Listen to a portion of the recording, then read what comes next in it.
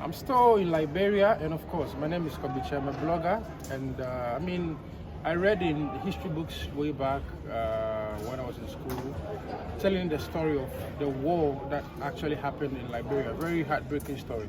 But I'm here with one of the people that actually witnessed the war. So, gentlemen, how you doing? Yeah, I'm fine. How are you? I'm fine. What's your name? I'm Abraham Soiree. Great. Now let's just go. I know this is a very sad situation, but could you please tell me or take us through what actually happened? I mean, because the war happened in Liberia, and according to you, you were here when everything started. Now, first of all, let me know your age at that time and what actually happened, what you saw. Okay. I was like, let's say 25 at that time. Let's say 20 years. Yeah, 20 years. Yeah. So I've just graduated from high school, and then it all started when some group of people got disenchanted. Actually, as you can see, Liberia is a beautiful country. It's a loving country. You know, the time that you stay, of course, you might have mingled with one or two. You know, we are peace-loving people. You know, but sometimes when the cup is filled, you know, it runs over. Okay, so it all started when a series of coup d'etats, you know, failed on the late President Samuel Kanyando. So there was a group from Nimba County that was headed by Thomas Kuunkwa, you know, and then he had a coup that failed.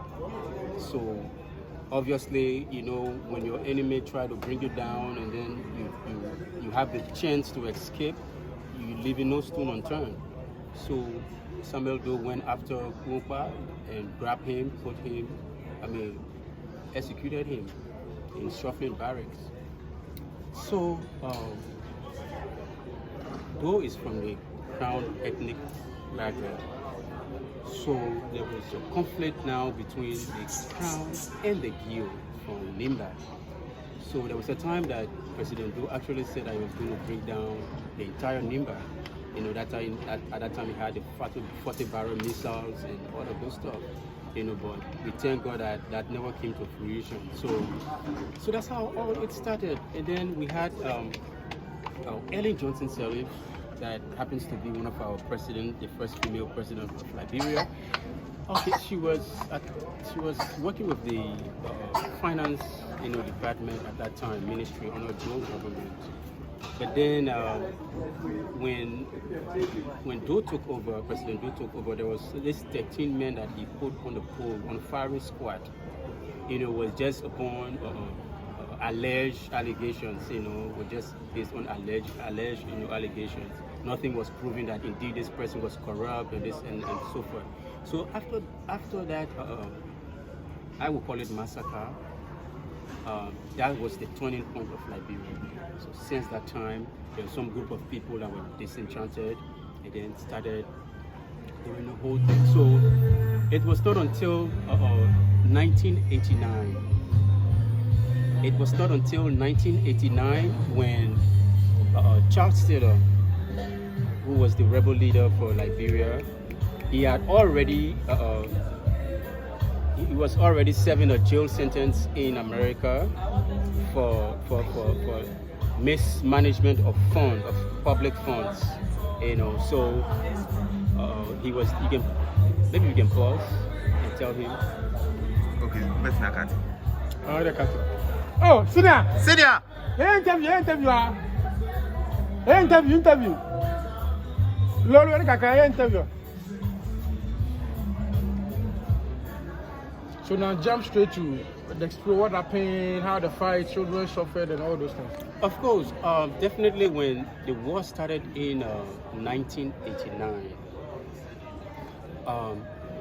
Charles Taylor came in with rebels from the same county that Doe once wanted to dissolve, as through Nimba.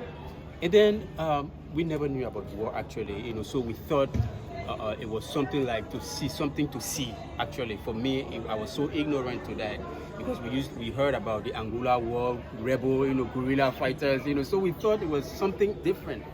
Unfortunately, when they got in town, and they started killing women and children, massacre, slaughtering, pregnant women.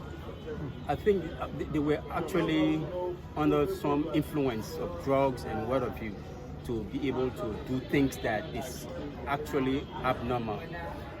Okay, for example, you will see a pregnant woman will be coming towards a gate where there's a rebel gate, and then the two guys will be arguing. Oh, that lady that is coming, that lady is having a boy child. No, that's a girl child. No, that's boy child. No, that's girl child. Then they will say, okay, we will see if indeed it's a boy or girl. And then they will butcher that lady and take the baby out to see exactly if the baby's a boy or girl. So that's how terrible it was. And the unfortunate thing was that we had a lot of child soldiers who have now grown up to be traumatized,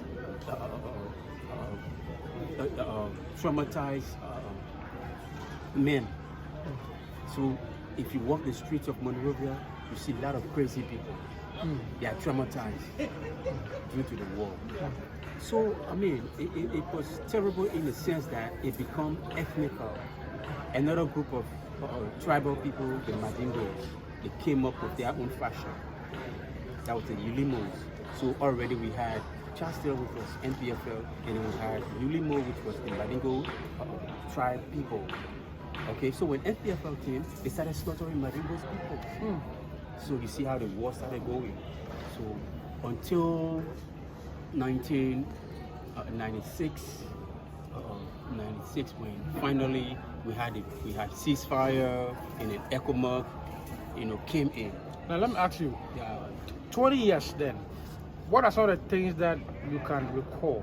Were you with your family? Were you at school? Where were you exactly? And what did you see? What are some of the things that you saw yourself? Well, when the rebels entered that time, I was in Bong Mines. There's there's a mining company in Bond County called Bong Mines, where they mine iron ore. So that morning, we heard a lot of gunfire. It was the first time that I heard sporadic gunfire of that level. So when we got out after the ceasefire, we walked to a gate called Nyenye. There's a gate around Nyenye. At that time, Prince Johnson had just lined up a lot of tribal people, and then again there was brutality. It was brutality. I want to. Did you lose any family member? Did you lose your friends at that time? Well, I lose friends. Friends that we were together, after high school we were together, and then all of a sudden they disappeared. But then they came back as rebels. Wow. Okay, they came back as I said, oh, but that's my friend. Oh, but now he's holding the guns. So you see. And who gave them the guns? Where did they get the guns? Well, actually they were given the guns by Taylor, because Taylor was controlling that particular side of Monrovia. We used to call it Greater Liberia. Of Bong County, Nimba, and all of that counties. He was controlling that side. So all of my friends that we grew up in that area, most of them was carrying guns. Not until when Yulimo now, the Madingo tribe of people were coming. So I said, no, I won't stay here. I have to go to Monrovia. So that's how I left from Bond Mines and came to Monrovia. How many hours? What is this time? It's like let's say an hour drive. Okay, so did It's like you walk? Well, I actually didn't walk in the war because there were these lorries, cars available, but not transportation car. It was rebel, pickups, So we got in it and we got to a certain point, just like that, until I came and find my people in Monrovia. Okay, so when I was in Monrovia also, there was this huge attack from Charles Taylor again with the ECOMOG. So that's the time I saw these jet bombers. Jet bombers will come and light up this whole place, and then it was a total disaster. And then at the same time, Charles Taylor were launching from across the bridge, let's say from Bannersville, from Cardwell, no, from how do you call the place? far off beyond red light, area there. And then he was launching from there to Vietown he was launching EcoMark. He was just missing position, missing target, and then the launcher will miss target and blast in the midst of people. People will just scatter while they're going around their normal business. A bomb will just come and explode. People will just turn into pieces. So it was actually deadly. Now, your final message to African countries and how we can protect our own peace and not to experience war. Well, my final message to African countries, I want them to go back to the days of Kwame Nkrumah. Days of Kwame Nkrumah. Days of Kwame Nkrumah. Because if Africa had understood the meaning and reason why Kwame Nkrumah wanted a one Africa, then today we are also superpower, and we won't be having clusters of countries with different currencies, with different codes. You understand? If you live from Ghana, you come here, you take COVID test. You live from here, you go to Nigeria, you COVID test. But if we were one, and the unfortunate thing is, while Kwame Nkrumah was trying to fight for African liberation, that was the Pan-Africanism. That was the Moroccan group. He was with the Moroccan group, and then our own Liberian group at that time was having another group with the Haile Selassie, with the Ethiopian group. So there was already two groups. So when they went from the conference, the Monrovia group won the battle. That's how they came out of the African Union, the OAU, the Organization of African Unity. But it didn't go far, So that's what I'm saying. You see coup d'etats all around Africa today. It's just to destabilize the Africans' prosperity. That is, if you have kiosks in Ghana, some part of Ghana, I won't be able to travel from Liberia to Ghana freely. So that there's a barrier. That's the barriers they're trying to create again. But people don't see it. African leaders don't see that. So my final word is that African leaders should now go back to the days of Kwame, where he wanted one Africa, one currency, one code. In America, 52 states, one code. Anywhere in America is one code. So that's my final say. Again, what's your name? Abraham Soiree. Abraham. What's your age now? I'm 50 years. You're 50 years. Amazing. Thank you so much. And of course, he's also a sound engineer. Of course, yeah. Yes, in Liberia. My name is Kobby Kyei, I'm a blogger. I'll still be speaking with some people to share the story of the Liberian War.